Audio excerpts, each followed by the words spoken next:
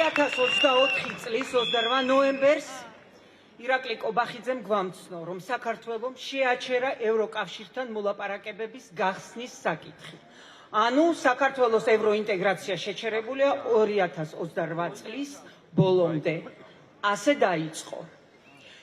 დღეს, როდესაც ჩვენ საუბრობთ ანდრო ჭიჭინაძეზე, როდესაც ვამბობთ თავისუფლება ანდრო ჭიჭინაძეს, ჩვენ არ გულისხმობთ მარტო ანდროს. ეს ეხება ყველას, ახალგაზრდას და უფროს, რომელიც დღეს არის პასტიმარი. ანდრო ჭიჭინაძე არის სახე იმ ხალხის, იმ ახალგაზრდების, იმ უფროსების, რომლებიც სისტემის ტყვენი არიან. და ეს ძალიან სევდიანი განცდა, მაგრამ ამავე დროს ამაღელვებელიც და იცით რაღაც მომენტშიც მამოტივირებელიც, იმიტომ რომ ჩვენი კოლეგა, ახალგაზრდა კაცი, ჩემთვის უბრალოდ ბიჭი, ანდრო ჭიჭინაძე მსახიობი, გახდა ერთგვარი სიმბოლო, ნუგეში და იმედი იმ ადამიანებისთვის, რომელსაც ანდროსგან განსხვავებით საზოგადოება არ იცნობს სახეზე. და მაინც რატომ ანდრო? იმიტომ რომ ანდრო არის მაგალითი მისაბაძი ახალგაზრდებისთვის, იმიტომ რომ ანდრო არის მისაბაძი მაგალითი მისი კოლეგებისთვის, ჩემთვისაც, იცით, იმიტომ რომ ის არის უაღრესად თავდაჭერილი, თავშეკავებული ახალგაზრდა კაცი. მას როგორც გვითხრეს, ყავს პატარა შვილი და ადარდებს ეს შვილი როგორ გარემოში გაიზრდება, როგორ საქართველოში. ეს ბოლო ერთი კვირაა უპრეცედენტო შეტევაა მის ოჯახზე და ანდროზე. ცდილობენ რომ ჩირქი მოსცხონ მის რეპუტაციას. ანდროს არ შეუძლია უპასუხოს ის ციხეშია, მაგრამ ჩვენ მისი მეგობრები, ახლობლები, ნათესავები, უფროსები, უმცროსები და მისი კლასელები, ყველა ჩვენ დავიცავთ ანდროს, მის ოჯახს.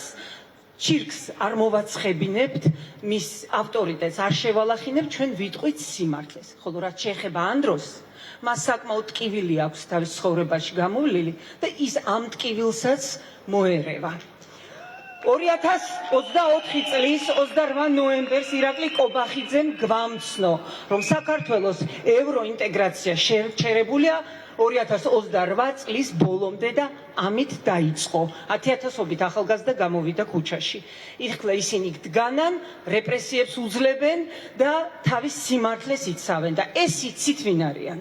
ესენი არიან ჩვენი მომავალი, ეს არიან ჩვენი დასაყრდენი, ეს ის ხალხია, ვინც ბოლო გზაზე უნდა გაგვაციოს, აი მე მაგალითად და ჩვენი სიბერე უნდა უზრუნველყოს.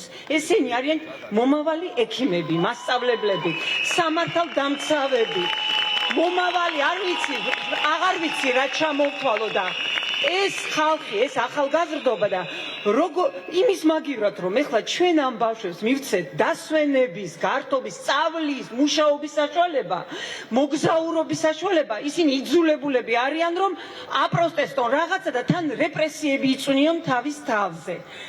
ნუ თუ აი როგორც არ უნდა გესმოდეს მათი და როგორც გაუგებარი იყოს შენთვის, ნუ თუ აღარ დადგა დრო, რომ მოусმინო და დაელაპარაკო ამ ხალხს. მე დაღდასმული თაობა ვარ, შიშით და აკრძალვებით. ჩემი თაობა დამეთანხმება აქ ვინც არის, უფროსები და უმცროსები და ეს ის თაობა, ბოლოს და ბოლოს გვეღირსა ხალხი, მოვიდა დამოუკიდებელ საქართველოში დაბადებული ახალგაზრდა თაობა, რომელსაც არ ეშინია იცის რა უნდა, აქვს თავისი ხედვები, გასჭრեց მომავალს და ერთადერთი რაც აკლია გამოცდილება და თუ ჩვენ ხელს არ შეუშვით და ვაცდით, ეს გამოცდილებაც ექნებათ. და ასეთ ხალხს ეძახიან ხან უსამშობლოებს, ხან მოსყიდულებს, მართულებს და ასე შემდეგ. ჩვენი შვილები, თქვენი შვილები ამას არ იმსახურებენ არავითარ შემთხვევაში. ეხლა მე მივმართავ ჩემი თაობის ხალხს. ძალიან დიდი პასუხისმგებლობა გვმართებს ჩვენ. ეხლა როგორც არასდროს ისე უნდა გადავდოთ ჩვენი ამბიციები. გავერთიანდეთ და ჩვენ ვიყოთ ჩვენი შვილების ფარი. ჩვენ სოლიდარობა უნდა გამოუცხადოთ მათაც, ვინც ჩვენსავით არ უყურებს რაღაც საკითხებს. ძალიან ბევრი რამე გვმართებს, დიდი სიბრძნე და არაფრით არ შეიძლება, რომ ჩვენ საბედისწერო შეცდომა დავუშვათ. რადგან მერე ეს იქნება წარმოუდგენელი ტვირთი, რომელსაც ჩვენ ვერ ვატარებთ.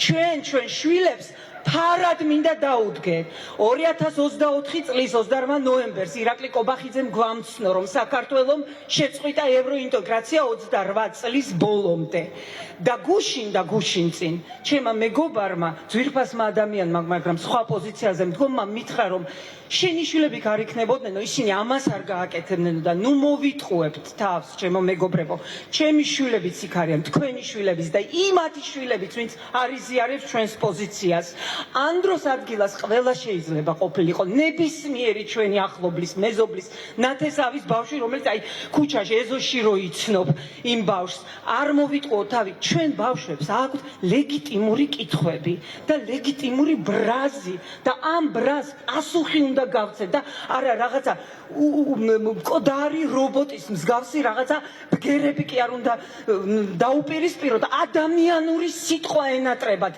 ამიტომ არ მოვიტყუოთ თავი ჩვენი შვილები იდგანან თქვენი შვილებიც იდგანან ეს არ არის ზრდილობის ეთიკის და ესთეტიკის საკითხი ეს არის რწმენის საკითხი ჩვენი შვილები იდგანან თავისუფლება ანდრო ჭიჭინაძეს და უკლებლივ ყველა სისტემის პატიმარს